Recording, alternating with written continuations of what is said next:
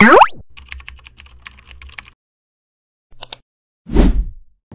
hi guys! Welcome back to my YouTube channel. So, for today's video, on the way na kami ngayon sa office dahil meron akong i-release na 2025 Expander GLS again na Quartz White Pearl. So, medyo special yung araw na to dahil yung client natin is a referral from my previous client. So, imagine, yung client ko na nakasubok ng ating service, after sales and all, eto, nagre-refer na siya ngayon. Actually, first referral niya to.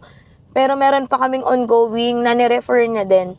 So, napakalaking bagay talaga ng referral sa amin ni Joey Boy Palaboy. So, if ever sa aming mga previous clients, baka meron kayong mga kakilala, kaibigan na gustong mag-avail ng Mitsubishi, please let us know para matulungan namin sila or ma-guide rin po namin sila tulad ng nagawa namin para sa inyo. So ngayon, nasa biyahe na kami and naayos ko na rin yung mga documents na kailangan namin ayusin yesterday. So day before ng release guys, inaayos ko na talaga para at least pagdating ng araw ng release, konti na lang yung mga aasikasuhin ko. So by the way, yung client ko is na-approve via East West Bank. 3 months pa lang siya guys sa kanyang work pero still na-approve siya via West Bank. So first time nila mag-auto loan, wala silang history. So ginaid natin sila all throughout the process. So imagine guys, 3 months pa lang si ma'am pero na-approve na siya para sa kanilang car loan. So later papakita ko sa inyo yung unit na in-avail nila sa atin, yung process, and kung ano yung mga magiging feedback nila sa naging transactions natin sa kanila. So, see you later guys! Bye! Dito na kami sa office guys. Magta-time in lang ako. Wait.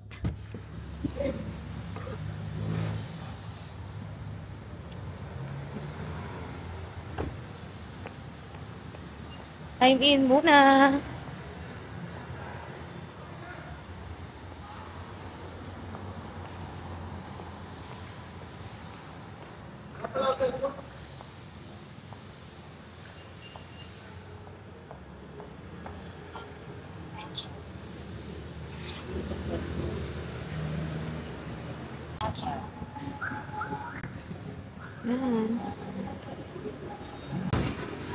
Guys, tapos na tayo mag-time in and mag-ahanap lang muna tayo ng parking.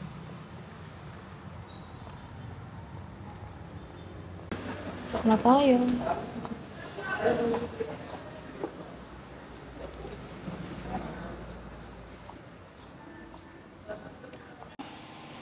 So guys, ayan, nandito na ako ngayon sa stockyard para i-check. Ayan yung unit ko. So, isasalang na siya for car wash. Ayan, hingal na naman tayo. So, ayun, i-check na natin. Ay, ika-car wash na yung ating unit. Then later, babalikan natin siya para ma-double check. So, hi guys. Ayan, nandito na yung client ko. So, si Ma'am Lavish and yung kanyang family. So, hi ma'am. Ayan. So, referral sila sa akin ng previous client ko. And bali si client is magpa-fund transfer na ng kanyang payment. So, approved sila via SBS Bank. Down payment nila is 81,000 including bank out of loan charge. Hintay na lang tayo ng mga loan documents na papapirmahan natin kay client. Ayan guys, papapirma natin ako kay client. Ayun na pala si Von.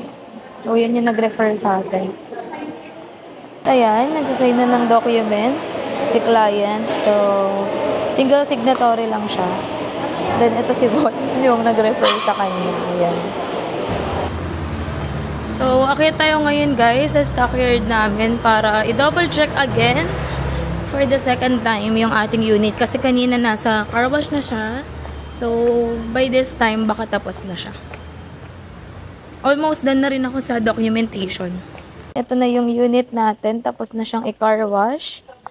2025 Expander GLS automatic na Quartz White Pearl. Ayan. So, iikutan ko lang siya. The double check.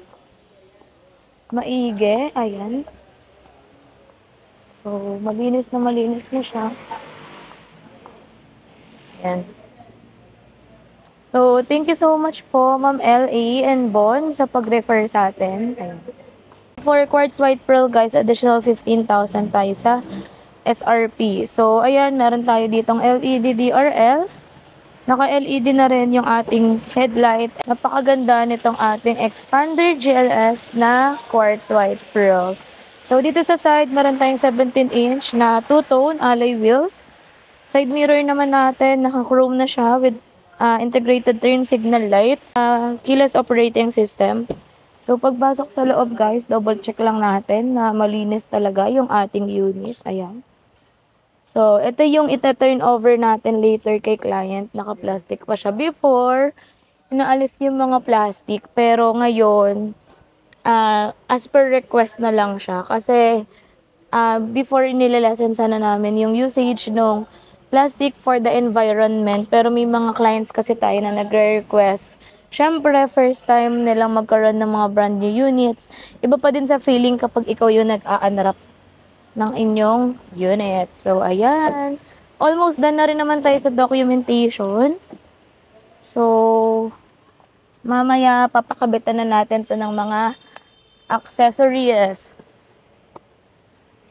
So, there you have it guys. By the way, 45 liters nga pala yung capacity ng ating expander. So, 1.5 liter siya na gasoline engine. So, again, thank you so much po kay Ma'am LA and Von para sa dun sa nag-refer sa aking client. Ayan. So, tara, baba na muna tayo ulit, guys. Hi, Von. Para sa naghahanap ng mga ng color black na expander, guys. Yung black natin is only available for the GLX automatic and manual transmission. Or, for the GLX variants only, yung black is only available para doon sa nabanggit kong variant, black and silver, doon lang siya available. So, for GLS, for GLS, gray, green, red, and white yung available colors. Ayan. So, baka may mga unit kayo na magustuhan dito sa aming dealer, pwede kayong mag-drop by para ma-assist ko kayo. Look for Christine Salazar Olimba. Napakarami naming unit. Meron din kaming Montero na blade silver, metallic. This one is Montero manual. Yung Montero manual natin, naka zero down payment pa din. So, bias ko ngayong 2025, actually nung 2024 pa, yung blade silver metallic. Ang ganda kasi niya sa paningin ko. Ayan. Sobrang ano niya lang, daling i-maintain kasi neutral color siya. Iba kasi yung shade ngayon nung ating ano guys silver. Before is blade silver. Ngayon, before is sterling silver. Ngayon naman is blade silver.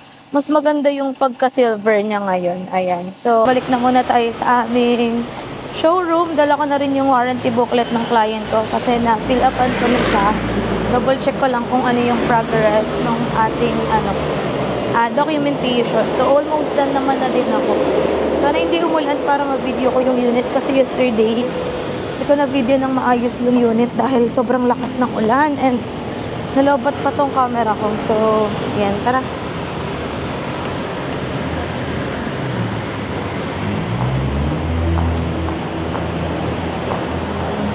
Mag-break time na pala 11:52. Guys, ayan, dahil nag-request yung client natin full windshield yung tint niya. Ayan, magkipag-coordinate tayo dito sa Winter Pine. Ayan, yan po si Boss M. Yan, napakabait niya na staff sa Winter Pine. Deserve niyo ng increase. Increase ng trabaho. So, ayan. Tapos ito si Joey Boy. Tamang sunod na naman siya sa akin. Sunod siya ng sunod sa akin, guys. Parang ayaw niya ako mawala. Guys, ayan. Tapos na ako sa documentation ng ating unit. Nakapag-perma na siya ng mga loan docs.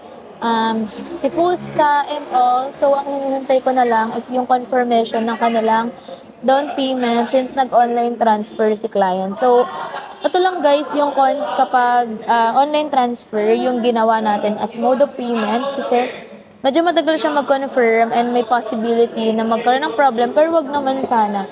Upon confirmation, minsan kasi may mga delays, hindi pa nagre-reflect sa account ng aming dealership. So, if ever, I highly suggest talaga na kung magpipayment tayo, kung maliit lang, hindi naman aabot ng sobrang laki, is through cash payment na lang po. Para at least malesen yung waiting time natin when it comes sa pagre-reflect ng reservation or deposit. Pero kung reservation lang naman guys, okay lang naman kahit online transfer kasi wala pa naman tayong hinihintay doon na releasing or what. Dahil for unit allocation lang naman siya. Pero sa down payment talaga, I highly suggest talaga na cash payment na lang kung sa araw ng release. Pero kung day before the release, pwede din naman na ibang transfer na or i-deposit na sa account ng dealership namin. So, usually yung mga clients na cash payment, ang ginagawa nila day before ng release, dinedeposit na nila yung full payment para pagdating dito, confirm na sa amin kung nag-reflect na yung pinaka-payment nila. Kasi meron akong guys, isang case na ang nangyari, nasa 150,000 yung down payment ng client. Pero unfortunately, hindi siya nag-push through or hindi nag-go. So, kailangan naming i-reschedule yung release kasi nga hindi pumapasok yung payment ng ating client. So, yun lang naman guys, suggestion ko lang naman yun sa inyo. Pero still, kayo pa rin naman po yung masusunod kung anong decision nyo. Pero either of the two options, I highly suggest na mag-cash payment na lang. Or day before ng release na lang, i-place yung full down payment natin. So guys, ito na yung unit natin, 2025 Expander GLS Automatic na quartz white pearl. So ready for release na to, papalagyan na natin siya ng mga accessories. So wait lang, alisin ko yung ano natin guys. Ayan, medyo malabo kasi yung ating wide lens.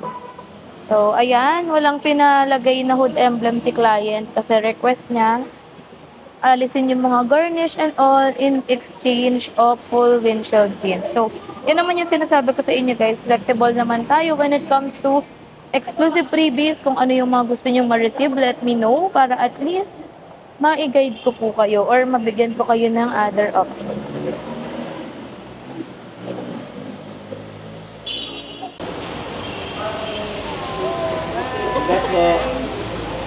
Another day, another release na naman tayo.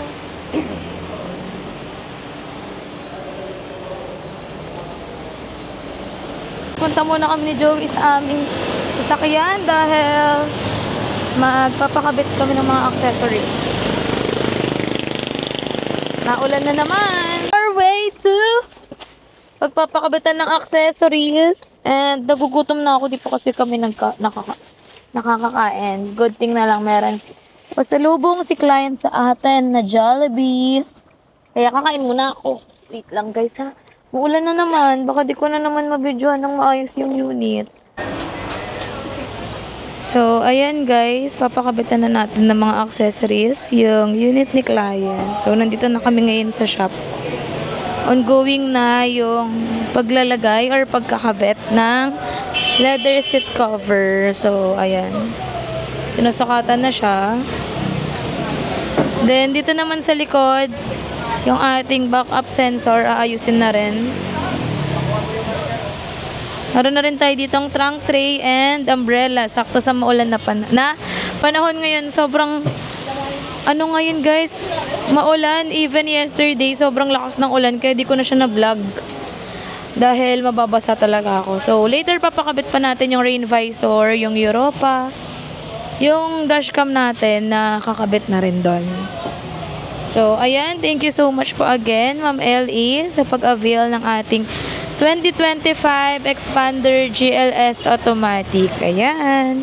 So, papakabit na rin natin itong Bosch Europa horn and backup sensor. Then, syempre, meron din tayong car care kit. Papakita ko sa inyo sa labas mamaya kung ano-ano pa yung ilalagay natin. Yung deep dish matting ko guys, nandito na. Papakabit ko na rin siya. Tapos, meron na rin ako dito rain visors, step seals, and Europa. Guys, nakakabit na rin yung leather seat cover natin from first row up to third row kasama yan. So, later ilalagay na lang din yung deep dish matting and yung mga sobrang easy lang i-install. So, ayun guys, we're on our way back to office dahil meron pa kaming mga dapat asikasuhin pero in-endorse ko na si client doon sa shop. Almost done naman na yun. Hindi ko na lang na-videohan lahat kasi nga sabay-sabay na silang nagkakabit ng mga accessories para mas mabilis matapos yung unit dahil coding nga yung ating release. So by the way, yung client ko pala is from Rizal. So saan ba sila, babe? Cainta Rizal. Cainta Rizal. Ayun. So yung client ko is from Cainta Rizal. Again, na-refer lang siya sa akin ng previous client ko din, which is si Bon, na nag-avail din ng 2025 Expander GLS Automatic na same sa unit na in-avail sa atin ni Ma'am LA. So, yun nga, actually, nag-request nga siya sa akin ng full windshield tint in exchange doon sa mga other exclusive freebies na in-offer natin. So, very flexible naman tayo guys in terms of freebies. So, let me know lang kung ano ba talaga yung kailangan nyo, kung alin yung mas mag-work sa inyo para at least maano natin siya. Ano bang tamang term?